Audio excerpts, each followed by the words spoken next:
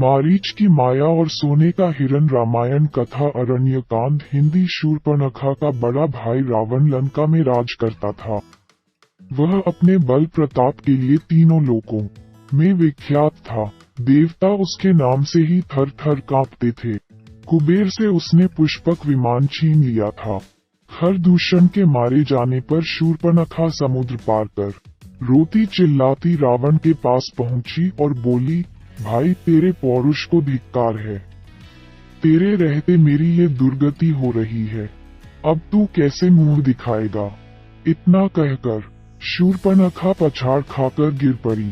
रावण ने शूर्पणखा को उठाया और पूछा, किसने तेरे नाक काटे हैं? किसके सिर पर काल मंडरा रहा है? बता तो सही। शूर्पणखा ने सारा हाल कह सुनाया। राम लक्ष्मण के बल और रूप की प्रशंसा करते हुए उसने कहा कि उनके साथ एक परम सुंदरी स्त्री भी है। उसका नाम सीता है। मैंने समझा कि ऐसी सुंदरी स्त्री लंका के राजमहल के योग्य है। उसे मैं तुम्हारे लिए लाना चाहती थी। जब उन्हें मालूम हुआ कि मैं तुम्हारी बहन हूँ तो वे मुझसे हंसी करने लगे और लक्ष्मण ने मेरे नाक काट लिए। मेरी नाक जो गई वह तो लौट नहीं सकती, पर उस सुंदरी को अवश्य ले आओ। बैरी की चुनौती स्वीकार करो। खरदूषण की मृत्यु के समाचार से रावण पहले तो कुछ घबराया, फिर उसने शूर्पणखा को समझा बुझाकर सीता को ले आने का निश्चय कर लिया। उसने तुरंत अपना आकाशगामी रथ मंगाया और उसमें अकेले ही बैठकर समुद्र पार मारीच के पास पहुंचा। विश्वामित्र के आश्रम में श्रीराम के बाण से चोट खाकर मारीच समुद्र के किनारे तप करने लगा था। मारीच ने राक्षस राज का उचित सत्कार किया और इस तरह आने का कारण पूछा। रावण ने मारीच को पूरी कहानी बताकर अपना आशय बताया और कहा कि सीता हरण में तुम मेरी सहायता करो। सोने का हिरन बनकर तुम राम लक्ष्मण को आश्रम से दूर ले जाओ, तभी मैं सीता को हर लाऊंगा। स्त्री के वियोग में राम या तो अपने आप मर जाएगा या उसका बल क्षीण हो जाएगा, तब मैं उसे सहज ही जीत लूंगा। रावण की बात सुनकर मारीच के प्राण सूख गए। उसने राम के बाण की घटना सुनाकर कहा कि अब तो जब कोई राम का नाम लेता है अथवा अक्षर वाला कोई शब्द रथ, राजा, रत्न आदि बोलता है तो रथ सुनते ही मुझे कॉपकपी लग जाती है। मेरी बात माने तो राम से बेर न करें। मारीच की बात सुनकर रावण बड़ा क्रोधित हुआ और बोला, मैं यहाँ तेरे उपदेश सुनने नहीं आया, आज्ञा देने आया हूँ। हो सकता है कि राम के बाण से तू बच जाए, लेकिन यदि मेरी बात नहीं मानी तो मैं तुझे अभी मार डालूंगा। मारीच को विवश होकर रावण की बात माननी पड़ी। रथ में बैठकर दोनों पंचवटी पहुंचे और मारीच सोने का हिरन बनकर राम की कुटी के आसपास घूमने लगा। रावण पेड़ों के झुरमुट में छिप गया। सोने के विचित्र हिरन को देखकर सीता उस पर मुग्ध हो गई। उन्होंने राम से उसको पकड़ने का आग्रह किया। राम को कुछ संदेह तो हुआ, परंतु सीता के कहने पर वे उसके पीछे चल पड़े। लुकता छिपता मारीच राम को बहुत दूर ले गया। उसे पकड़ने का राम ने बहुत प्रयत्न किया, परंतु वह पकड़ में न आया। तब राम ने एक कठोर बाण उस पर छोड़ दिया। बाण लगते ही मारीच गिर पड़ा और अपने असली रूप में आ गया। राम की बोली में वह जोर से चिल्लाया, हा सीता, हा लक्ष्मण, मैं मरा। राम की पुकार सुनते ही सीता लक्ष्मण से बोली, भाई संकट में है, जल्दी जाओ।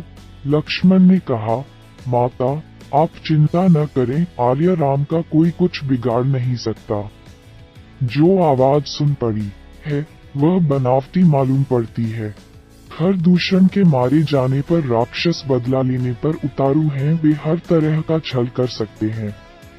जब लक्ष्मण किसी तरह उन्हें अकेला छोड़ने को तैयार न हुए तो सीता अनेक प्रकार के दुर्वचन कहने लगी।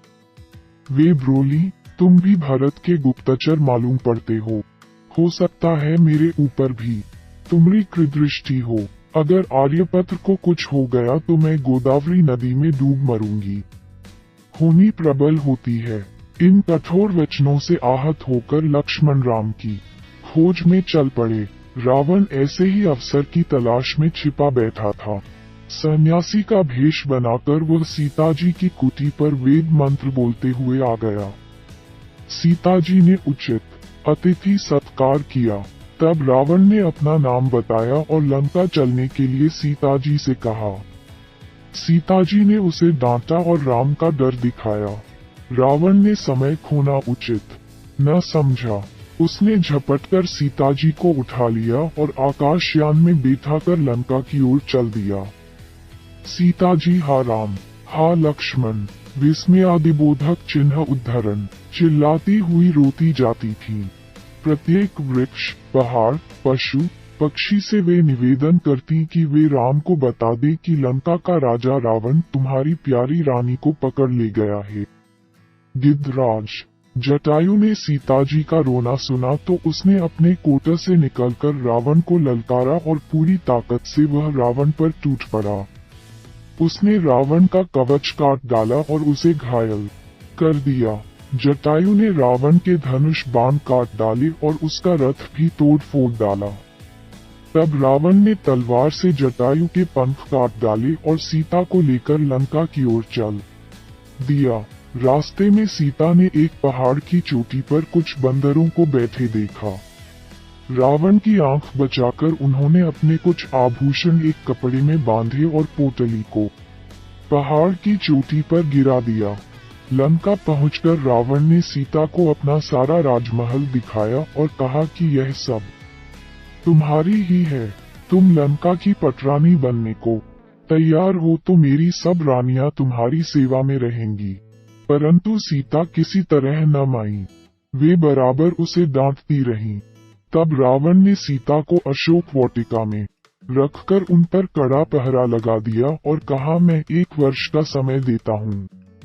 यदि तू न मानी तो तेरा वध कर दिया जाएगा। श्री राम का ध्यान करते हुए सीता अपने दिन रो रो कर काटने लगी।